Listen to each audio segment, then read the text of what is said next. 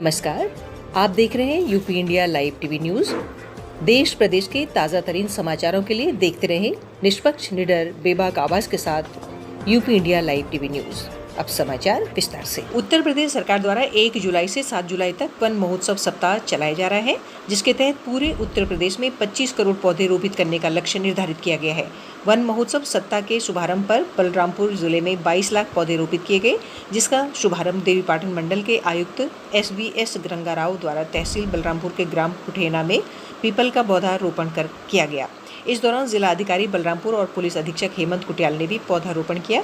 इस मौके पर अपर जिला अधिकारी अरुण कुमार शुक्ला, सहायक कलेक्टर अजय जैन, नेहा बंधु, DFO प्रखुर गुप्ता, जिला विकास अधिकारी सूबेदार सिंह, DPRO नीलेश प्रताप सिंह, उद्यान अधिकारी लाल बहादुर मौर्य, ग्राम प्रधान बाजपुर अरुण कुमार सिंह व अन्य संबंधित अधिकारी मौजूद रहे। समाचार कक्ष से प्रधान संपादक CV मणि त्रिपाठी और सह संपादक माधुरी भट्ट के साथ ब्यूरो चीफ बलरामपुर विभा सिंह की रिपोर्ट। 4 जुलाई को बिहार साहित्य सम्मेलन में डॉक्टर अनिल सुलभ की अध्यक्षता में राष्ट्रपति सम्मान से विभूषित संस्कृत के महान आचार्य और दरभंगा संस्कृत विश्वविद्यालय के पूर्व कुलपति आचार्य आद्याचरण झा की जयंती मनाई गई। उनका मानना था, संस्कृत से ही भारत अपना पुराना गौरव पा सकता है। संसार के समस्त ज्ञान और विज्ञान का अमर कोश है संस्कृत। संस्कृत से दूर जाते भारत को देखकर वे दुखी रहा करते थे। संस्कृत को लोक गह्वर से निकालने के लिए वे जीवन भर संघर्ष करते रहे। विद्यालयों, महाविद्यालयों और विश्वविद्यालयों में संस्कृत भाषा को अनिवार्य बनाने के लिए वे नित्य प्रयत्नशील रहे। उनके प्रयासों का कुछ भी फल समाज को प्राप्त नहीं हो पाया, जो कि बहुत ही दुखद पहलू है। उनका पूरा घर संस्कृत में था। उनकी धर्मपत्नी भी संस्कृत की विदुषी महिला थी। रामकथा से जुड़े संपूर्ण वाङ्मय का अनुवाद उन्होंने संस्कृत में किया था। तत्कालीन राष्ट्रपति शंकर दयाल शर्मा ने उनकी विद्वता से प्रभावित होकर उन्हें राष्ट्रपति सम्मान से विभूषित करते हुए राष्ट्रपति सम्मान चयन समिति का सदस्य भी मनोनीत किया था।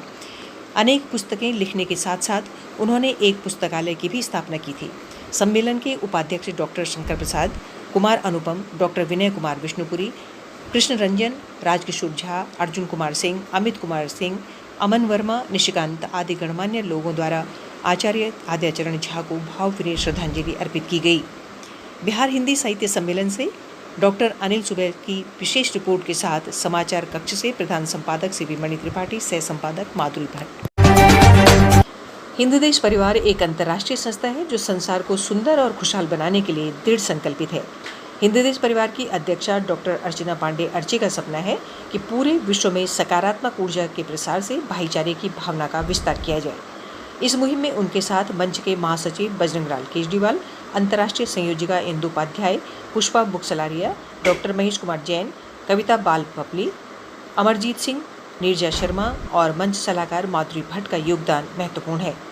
गत 28 जून को हिंद देश कतर अध्याय द्वारा एक अनूठे जुगलबंदी कार्यक्रम का आयोजन किया गया। ये कार्यक्रम कतर इकाई की कार्यकारिणी के द्वारा संस्थापिका डॉक्टर अर्चना पांडे अर्ची के अथक प्रयास से संयोजिका इंदु उपाध्याय संचिता के सानिध्य में कतर इकाई अध्यक्षा वंदना राज की अध्यक्षता में संपन्न हुआ। कतर इकाई उपाध्यक्ष समीर मूसा द्वारा कार्यक्रम का संयोजन किया गया। कार्यक्रम में मुख्य अतिथि के रूप में कवि तैफुल अहमद, कवयित्री सिम्मी कुमारी ने अपना गरिमामयी उपस्थिति से हिंदू देश परिवार का मान बढ़ाया। तुफैल अहमद वर्तमान में ओमान में रह रहे हैं और PLG नामक साहित्यिक संस्था के संस्थापक व अध्यक्ष हैं। कवित्री सिम्मी PLG संस्था की कार्यवाहक अधिकारी और मुख्य संयोजक हैं। कार्यक्रम में सभी प्रतिभागियों ने अपने जोड़ीदार के साथ मिलकर जुगलबंदी कार्यक्रम को मनमोहक और आकर्षक बना दिया। सभी प्रतिभागियों और अतिथियों ने स्वरचित रचनाओं से समा बांध दिया। जोड़ीदार प्रतिभागियों में निकिता तिवारी, शालिनी गर्ग, जितेंद्र बजाज, मोक्षा गुप्ता, स्मृति त्रिवेदी, समीर मूसा, मोनी विजय, सुप्रिया श्रीवास्तव जोड़ीदार के रूप में कवि तुफैल और कवित्री सिम्मी की प्रस्तुति दर्शकों को भाव विभोर कर गई। कार्यक्रम में हिंद देश संरक्षिका इंदु उपाध्याय, कतर अध्यक्षा वंदना राज द्वारा काव्य पाठ और गीत प्रस्तुति ने दर्शकों का मन मोह लिया।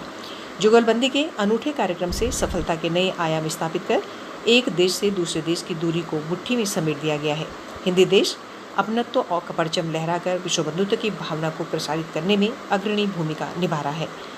कतर से कतर इकाई उपाध्यक्ष कवि समीर मूसा की विशेष रिपोर्ट के साथ प्रधान संपादक CV मणि त्रिपाठी, सह संपादक माधुरी भट्ट। विश्व को सत्य और अहिंसा का संदेश देने वाले तथागत गौतम बुद्ध की पावन तपोभूमि अंतर्राष्ट्रीय पर्यटन केंद्र श्रावस्ती, प्राचीन नगर अपभ्रंश सहेट महेठ जिसका संस्कृत भाषा में श्रेष्ठ महिष्ठ नाम विद्वानों द्वारा प्रचलित है। सनातन धर्म, जैन और बौद्ध मत को लेकर श्रावस्ती त्रिवेणी के रूप में भी गौरवान्वित है। अनाथपिंडक आश्रम, कच्ची कुटी और श्रावस्ती के कुख्यात अंगुलीवाल डाकू की गुफा खंडर के रूप में दर्शनीय है। भगवान संभवनाथ की जन्मस्थली संभावना जन्मस्थान श्रावस्ती नगर के प्राचीन अपभ्रंश क्षेत्र महेट के इमलिया दरवाजे के निकट स्थित है। सभी ऐतिहासिक और प्राचीन स्थल भारतीय पुरातत्व सर्वेक्षण विभाग के अधीनस्थ हैं। विभाग द्वारा सभी स्थलों की बैरिकेडिंग बाउंड्री वॉल से आच्छादित कर दी गई है, जहां पर विभाग द्वारा सुरक्षा गार्ड की भी तैनाती की गई है। भगवान बुद्ध के उपदेशों से श्रावस्ती के कुख्यात अंगुलीमाल डाकू का हृदय परिवर्तित हो गया था और उसने सत्य, शांति, अहिंसा का मार्ग अपनाकर लिया था। अंतर्राष्ट्रीय स्तर पर श्रावस्ती विश्व तीर्थ को महान गौरव प्राप्त है। यहाँ पर्यटन विकास की असीम संभावना है। इसके साथ साथ प्राचीन मंदिरों एवं ऐतिहासिक धरोहरों का जीर्णोद्धार भी कराया जाना नितांत आवश्यक है। प्रधान संपादक सीवी मणि त्रिपाठी और समूह संपादक घनश्याम मिश्रा के साथ MP यादव की रिपोर्ट। श्रावस्ती में ये जो स्तूप आपके सामने दिखाई पड़ रहा है, इसका नाम है कच्ची कुटी। महेट जो श्रावस्ती नगर का प्राचीन अपभ्रंश है, उसी क्षेत्र में ये कच्ची कुटी का स्तूप अवस्थित है। देश विदेश के पर्यटक, बौद्ध धर्मावलंबी इस स्थान पर मत्था टेकने आते हैं, पूजा पाठ करते हैं। श्रावस्ती भूमि की कण कण पूजनीय है और आस्था का केंद्र है। इस स्थान को अनाथ पिंडक आश्रम भी कहते हैं।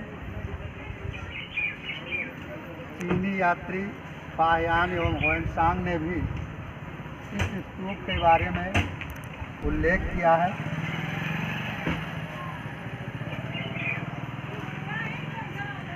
पुरातत्व विभाग द्वारा संपूर्ण विवरण अपने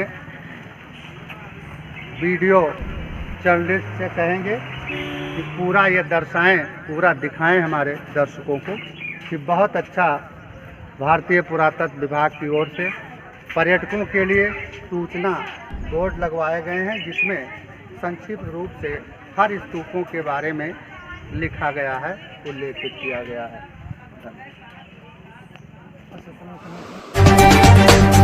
बुंदेलखंड को अलग राज्य बनाए जाने के लिए बुंदेलखंड क्षेत्र में आम जनमानस एकजुट हो गया है और भारत सरकार एवं उत्तर प्रदेश सरकार से बुंदेलखंड को अलग राज्य बनाए जाने की मांग जोर पकड़ने लगी है। बुंदेलखंड प्रख्यात अभिनेत्री और समाज सेविका शालिनी सिंह पटेल की अगुवाई में क्षेत्र के सैकड़ों नागरिकों ने खून से प्रधानमंत्री और राष्ट्रपति को पत्र भेजकर बुंदेलखंड को यूपी से अलग राज्य बनाए जाने की जोरदार मांग की है। UP India live TV news से वार्ता करते समय समाज सेविका और फिल्म अभिनेत्री बुंदेलखंड शालिनी सिंह पटेल ने बताया कि राष्ट्रपति और प्रधानमंत्री को फोन से पत्र लिखकर अलग राज्य बनाए जाने की मांग की गई है।